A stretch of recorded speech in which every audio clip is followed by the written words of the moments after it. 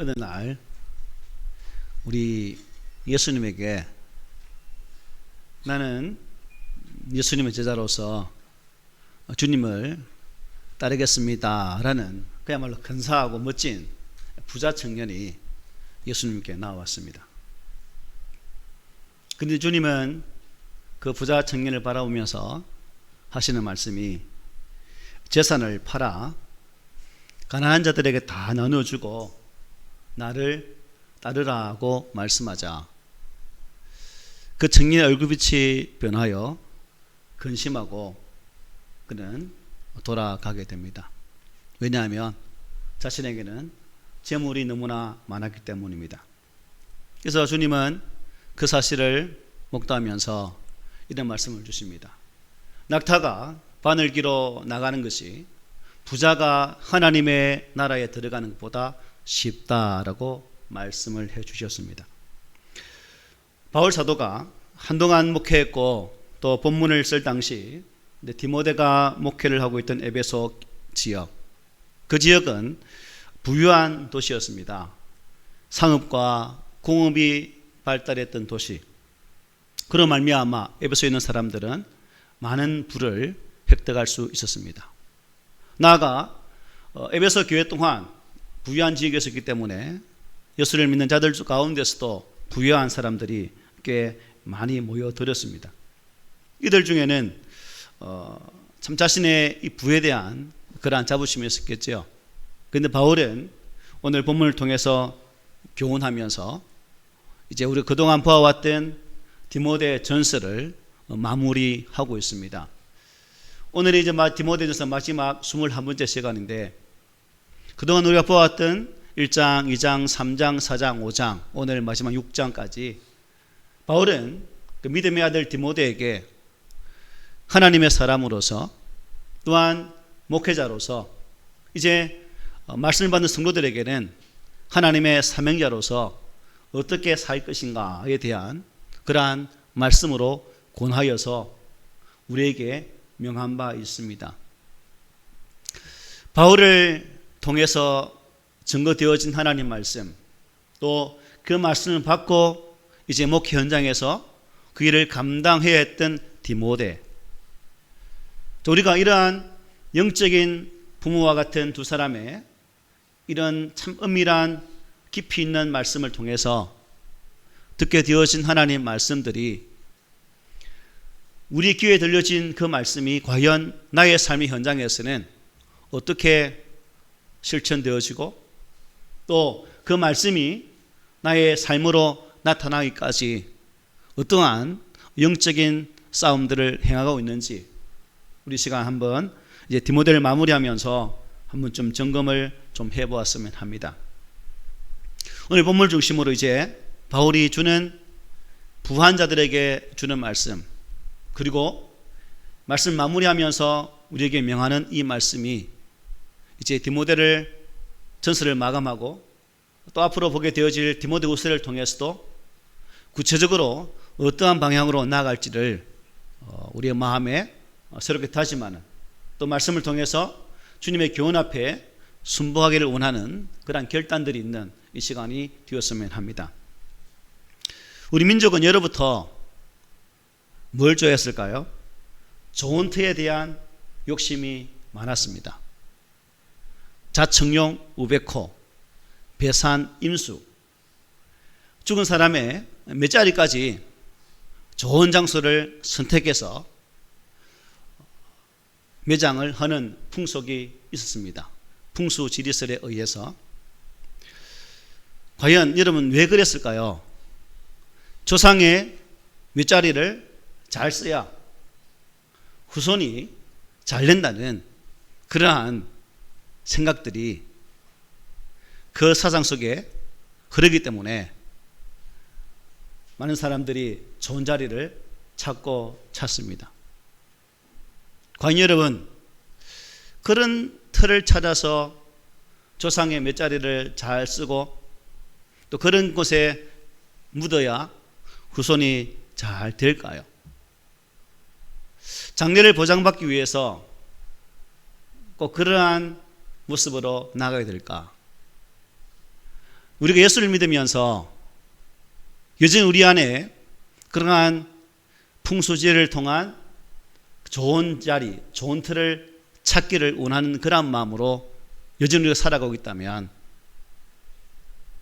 우리의 신앙을 한 번쯤 돌아보고 점검하면서 나는 어느 터 위에 나의 신앙을 세워서 나의 후대가 또한 나 또한 하나님의 은혜 가운데 영원한 생명의 복을 누릴 수 있는 그런 자로 살아갈 것인가에 대한 답이 또 오늘 말씀 가운데 있음을 보게 됩니다. 여러분들은 어떤 터에 여러분의 삶을 쌓고 싶습니까? 그리고 여러분이 원하는 그 터는 어떠한 곳에 있습니까? 오늘 본문 17절 말씀 보십시오. 내가 이 세대에서 부한 자들을 명하여 마음을 높이지 말고 정함이 없는 재물에 소망을 두지 말고 라고 말씀하고 있습니다. 바울은 디모데에게 먼저 부한 자들, 즉 부자들을 명하여서 마음을 높이지 말라라고 권면하라고 말씀하는 거죠. 부자가 이 마음이 높아지는 것, 그러니까 교만해지는 것은 어떻게 보면 인지상정 당연한 것 같습니다. 그런데 이러한 부한자가 자족함이 없이 계속해서 그 마음을 높이게 되면 어찌 되겠습니까? 결국 재물의 노예가 되고 만다는 거죠. 그렇게 되면 하나님보다 재물을 더 사랑할 수밖에 없습니다. 결국은 부활이 하는 자들인 우리가 이미 보았던 6장 9절에 보면 바울은 부자가 되려고 하는 자들에게 이런 말씀을 주셨죠. 부활이 하는 자들은 시험과 올무와 여러 가지 어리석고 해로운 욕심에 떨어지나니 곧 사람으로 파멸과 멸망에 빠지게 된다라고 말했습니다. 그래서 바울은 디모데로 하여금 이제 부한 자들, 이미 부자들이죠. 부자가 되려고 하는 사람 말고 부한 자들에게 먼저 마음을 높이지 말라라고 당부를 해주고 있는 거예요. 6장 8절에 보면 우리가 먹을 것과 입을 것이 있은즉 족한 줄로 알 것이니라고 말씀했습니다. 여기서 먹을 것과 입을 것이란 우리가 이 세상을 살아가면서 누리게 되어질 최소한의 삶의 필요들이라고 정의를 내릴 수 있겠습니다. 그러므로 이 말씀은 우리가 살아가는 데 있어서 꼭 필요한 것 외에는 탐내지 말라는 거죠. 우리 믿음의 성도들은 이 땅에 소망을 두고 사는 자들이 아닙니다. 영원한 하나님 나라에 소망을 두고 살아가는 자들입니다. 인정하십니까? 믿으십니까? 그러면 우리들은 이 세상을 살아가면서 꼭 필요한 것 외에 욕심을 부려서는 안 된다는 결론에 도달하게 된다는 거예요. 도리어 우리 성도들은 이 세상에서 사는 날 동안 믿음과 선한 양심, 곧 경건에 힘써야 된다는 거예요. 우리 성도들은 이 땅에서 먹을 것과 입을 것만 있으면 그것으로 족한 줄 알아 감사하는 그런 성숙한 믿음의 자세가 우리에게 있어야 된다는 것입니다. 그런데 자신의 마음이 높아져 있으면 아무리 부자라 해도 자기는 어떻게 해요, 여러분? 늘 부족하고 가난하다고 생각을 합니다. 그렇죠? 부자가 아이고 나 만족합니다 하는 분 보셨습니까? 현재의 삶에 만족을 하지 못하는 것이죠. 그렇게 될 때 어떻게 됩니까? 끝없이 재물을 추구하게 되고 결국은 정함이 없는 재물에 소망을 두게 되는 것이고 종국에는 믿음에서 파선하는 자가 되고 만다는 것입니다. 그래서 바울은 디모데로 하여금 부한 자들에게 마음을 높이지 말라고 권면한 후에 정함이 없는 그 재물에 소망을 두지 말라라고 말씀하고 있는 거예요. 여기 정함이 없다. 무슨 의미일까요? 확실치 않다라는 의미입니다. 때문에 재물이라는 것은 믿을 만한 것이 못 된다는 것이죠. 속담에 부자는 몇 대를 못 간다고요? 3대를 못 늙는다는 말이 있습니다.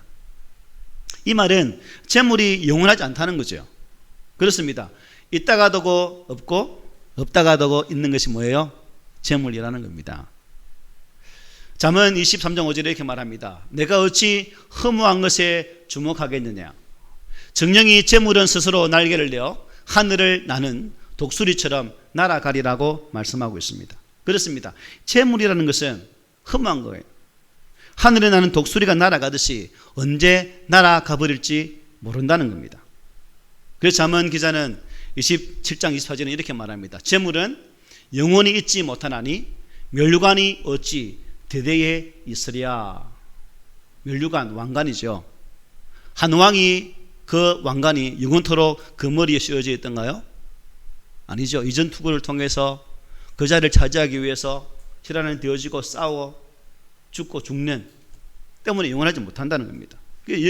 면류관이 대대에 이르지 못하는 것처럼 재물 또한 영원하지 못하다. 이처럼 재물은 정함이 없는 것이기 때문에 재물이 우리 믿음의 성도들의 소망이 될 수 없다라고 바울은 말씀을 합니다. 그러므로 우리들은 이처럼 정함이 없고 영원한 구원 두지 못하는 이 땅의 재물을 의지하지 않아야 되겠죠. 그리고 재물로 자신의 성곽을 삼아서 그 속에서 소망을 느끼려 하지 말고 불성곽이 되시는 하나님께 소망을 두고 살아가야 된다는 것입니다. 그래서 물속에서도 건지시고 불 가운데서도 지키시고 사망의 골짜기에서도 늘 떠나지 않으시는 그 하나님을 의지함으로써 지금부터 영원까지 진정으로 안전하고 정말 든든한 삶을 살아가는 우리 성도들이 되시기를 축복합니다. 아멘. 뿐만 아니라 17절 하반절 이렇게 말씀하죠. 오직 우리에게 모든 것을 후히 주사 누리게 하시는 하나님께 두며라고 말씀했습니다. 자, 그렇습니다.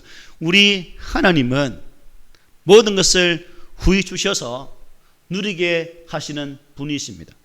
문제는 우리의 탐욕 때문에 이 모든 것을 후히 주셔서 누리게 하시는 그 하나님을 믿으면서도 우리가 늘 결핍을 느끼며 살아가고 부족하다고 애태워 살고 있다는 게 문제라는 거죠.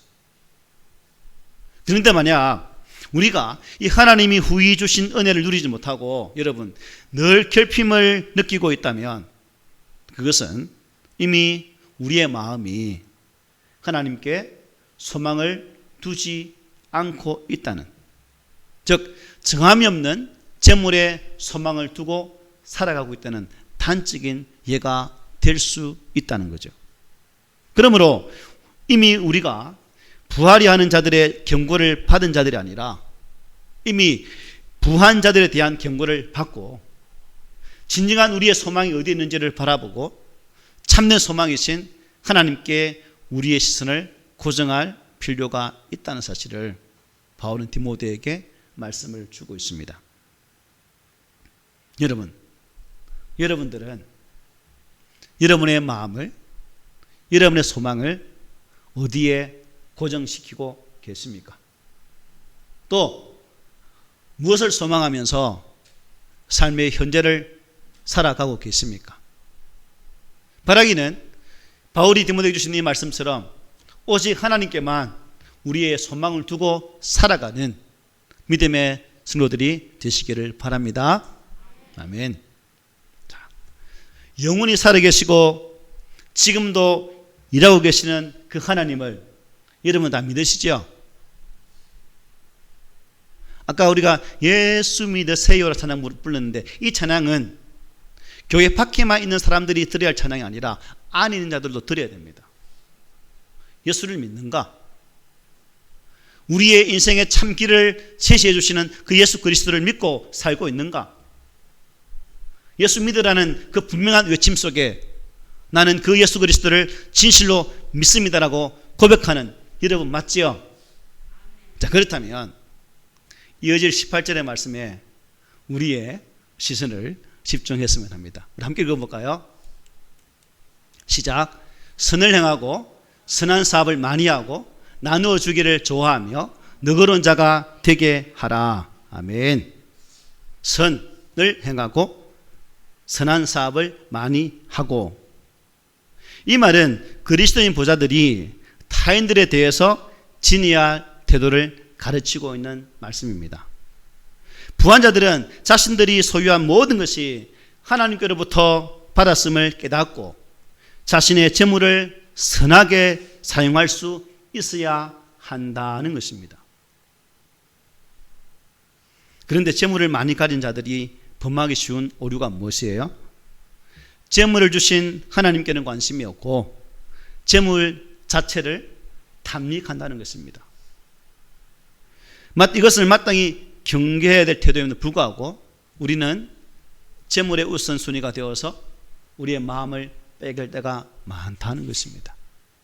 여러분, 하나님께서 우리 인간들에게, 우리 인생들에게 재물을 주신 목적은 그것을 가지고 악한 일에 사용하거나 개인의 영단만을 사용하기 위해서 주신 것이 아니에요.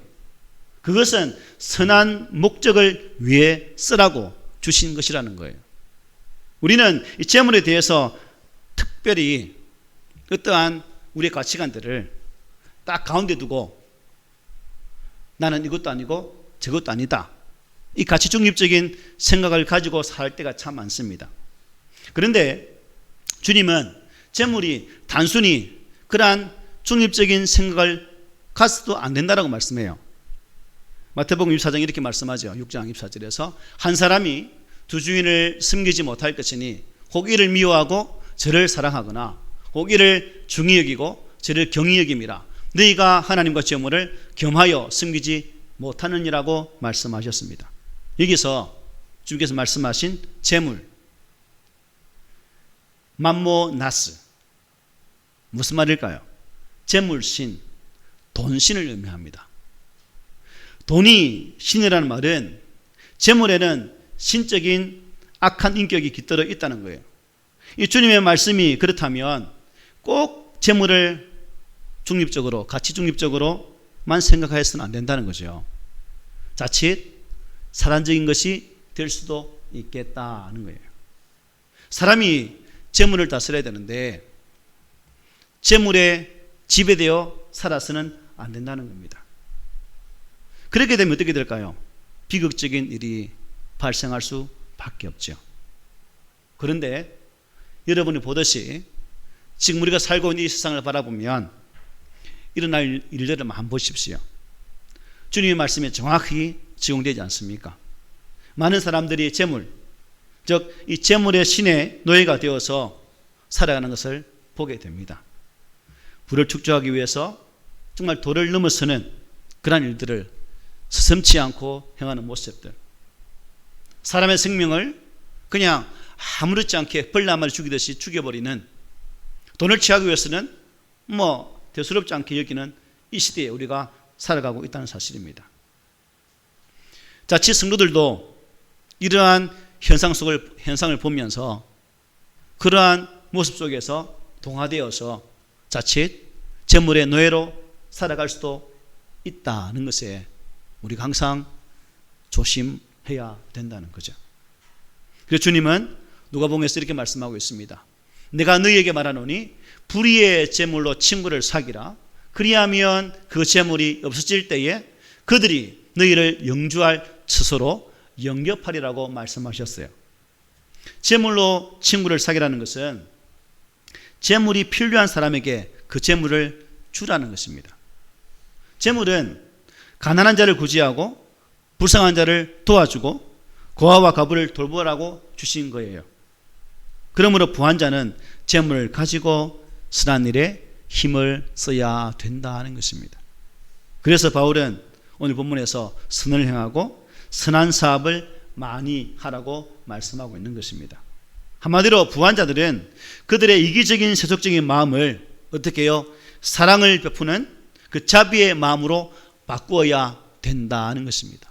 일단 많이 가진 자뿐만 아니라 나 스스로가 가지고 있는 것 또한 이런 마음으로 나눌 수 있는 그러한 삶이 우리에게 필요하다는 거예요. 그리고 이 영적 부유함을 위해서는 그러한 일들을 순정함으로 감당하는 그러한 자세가 우리에게 필요하다는 것입니다. 마게도냐 교회를 기억하십니까? 그 교회는 너무나 가난하고 힘든 교회였습니다. 하지만 예루살렘 교회가 어머니인 교회가 힘들어하고 정말 어려운 가운데 빠졌을 때에 바울은 그 교회를 표현하기를 넘치도록 도왔다라고 말씀해요. 비록 나는 가난하지만 모교를 향한 마게도냐 교회 성도들의 그 모습이 바로 부한 자들에게 주는 좋은 교훈의 모습이라 생각됩니다.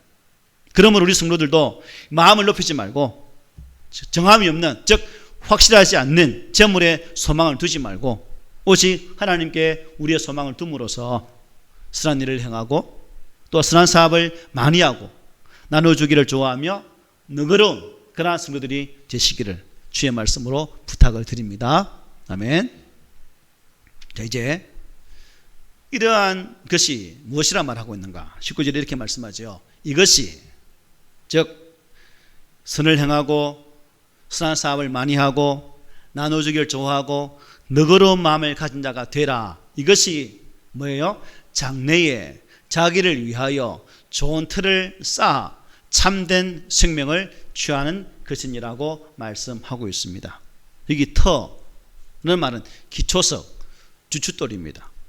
그리고 좋은, 아름다운, 유용한, 흠이 없는 그런 것이죠. 그래서 이것을 종합해 보면 좋은 터는 흠이 없고 아름다운 귀한 기초석이라고 말하죠. 여러분, 이 땅에 아름답고 흠이 없는 기초석이 존재합니까? 누굴 가리킬까요? 예, 바로 우리의 반석이신 예수 그리스도를 가리킵니다. 우리 믿음의 사람은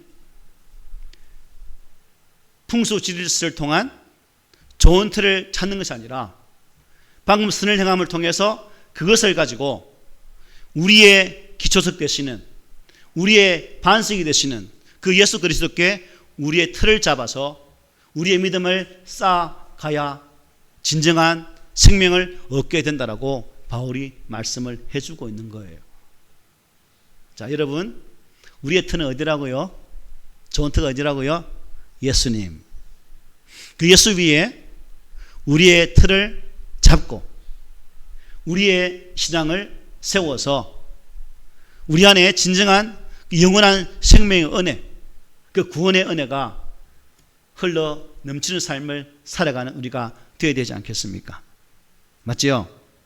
그래서 우리가 자칫 잘못하면 이 말씀을 율법적으로 해석해서, 문자적으로 해석해서 선을 많이 행하면 참 생명을 얻게 되는 것인가? 라고 오해할 수 있지만 이 말씀은 그런 의미가 아닙니다. 즉, 이 말씀은 이미 우리에게 주어진 그 구원의 생명을 가진 자가 우리의 선행을, 우리의 삶을 통해 너그러움을 나타남을 통해서 주의 참 뜻을 이루어 나가자라는 의미로 이 말씀을 주셨다는 겁니다. 그래서 이 말씀 참된 의미는 이미 생명을 얻은 자, 즉 구원을 얻은 자가 주님의 살아계심과 일하심, 그분의 분명한 약속의 말씀을 믿는다면 이런 삶을 살아갈 수 있다는 것입니다. 이런 삶은 뭐예요? 선을 행하고 선한 사업을 많이 하고 나눠주기를 좋아하고 너그러운 마음을 가진 자의 삶을 살아가게 된다는 것입니다.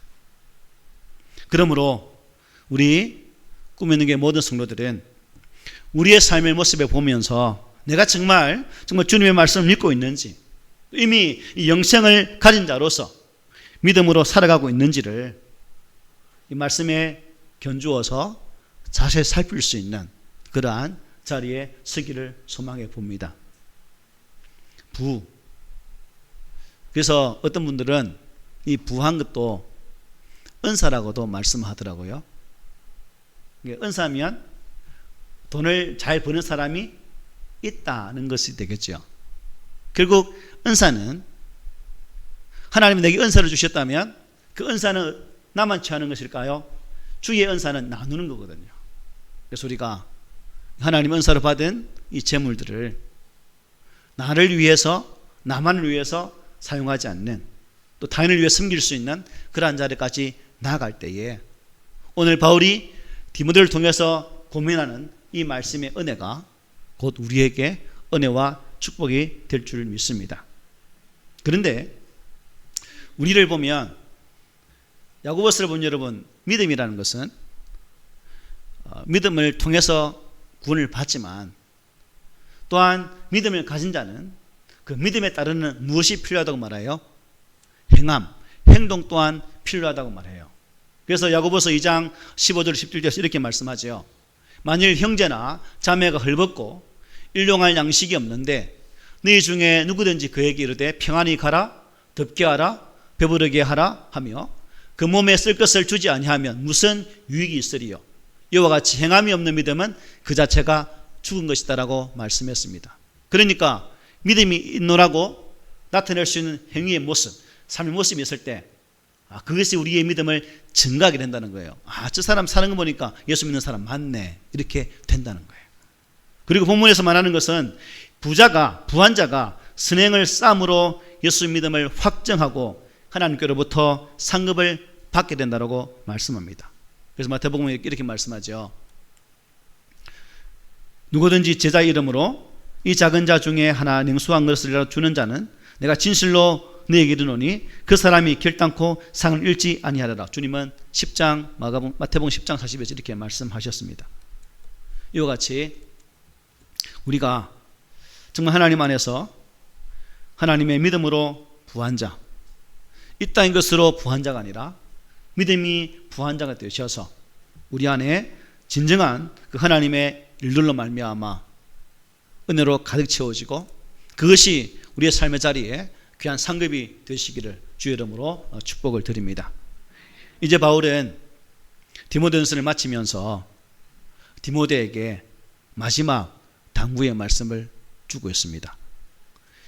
20절 말씀을 보면 디모데야, 망령되고 헛된 말과 거짓된 지식의 반론을 피함으로 네게 부탁한 것을 지키라고 말씀하고 있죠. 네게 부탁한 것을 지키라. 여러분, 바울이 디모데에게 부탁한 것이 무엇입니까? 바른 복음을 증거하는 것이고 망령되고 헛된 말과 거짓된 지식을, 그 반론들을 피하는 것입니다. 바울은 이런 자들은 이미 뭐예요? 믿음에서 벗어났다라고 21절에서 말씀하고 있죠. 이것을 따르는 사람들이 있어 믿음에서 벗어났느니라. 즉 헛된 말하고 망령되이 행하고 거짓된 지식의 반론을 하는 사람들은 이미 믿음에서 떠난 자라고 말씀했습니다. 디모데전서 1장 3절 4절 이렇게 말해요. 내가 마게도냐로 갈 때에 너를 권하여 에베소에 머물라 한 것은 어떤 사람들을 명하여 다른 교훈을 가르치지 말며 신화와 끝없는 족보에 몰두하지 말게 하려 함이라. 이런 것은 믿음 안에 있는 하나님의 경륜을 이름보다 도리어 변론을 내는 것이니라고 말씀했습니다. 그리고 디모데전서 4장 1절 2절에 이렇게 말합니다. 그러나 성령이 밝히 말씀하시기를 후일에 어떤 사람들이 믿음에서 떠나 미혹하는 영과 귀신의 가르침을 따르리라 하셨으니 자기 양심이 화인을 맞아서 외식함으로 거짓말하는 자들이라고 말씀했습니다. 이처럼 바울 사도는 처음부터 믿음에서 벗어난 자들에 대해서 경계를 하고 있습니다. 그리고 그 교훈의 말씀으로 이 서신서를 마무리해 주고 있습니다. 이렇게 교훈을 주는 목적이 무엇이겠습니까? 왜 바울은 디모데에게 6장에 걸쳐서 이러한 교훈을 주고 있는 것입니까? 5절에서 이렇게 말씀했죠. 이 교훈의 목적은 청결한 마음과 선한 양심과 거짓이 없는 믿음에서 나오는 사랑이거늘이라고 말씀했습니다. 그래서 우리가 이 말씀을 보면서 바울이 교훈하는 목적, 청결한 마음과 선한 양심과 거짓이 없는 믿음으로 나오는 사랑을 위한 것, 이것이 디모데 전서를 주신 목적이요, 오늘 이 시대에 우리 성도들이 받게 되어질 말씀의 목적입니다. 그리고 21절 끝에 보면 이렇게 말하죠. 이것을 따르는 사람들이 있어 믿음에서 벗어났느니라. 은혜가 너희와 함께 있을지어다. 이 말은 결국 망령되고 헛된 말과 거짓된 지식을 따르는 자들이 믿음에서 벗어나서, 쉽게 말하면 천국의 통로에서 이탈해서 구원의 길에서 멀어졌다는 것입니다. 우리 성도들은 이런 사람이 있으면 안 되겠죠. 끝까지, 마지막까지 내게 주어진 믿음의 분량에 따라서 아름다운 믿음의 경주를 감당하고, 또한 영적인 선한 싸움을 잘 감당해서 마지막 하나님의 거룩한 나라에 들어갈 수 있는 그러한 성도들이 되어야 될 줄 믿습니다.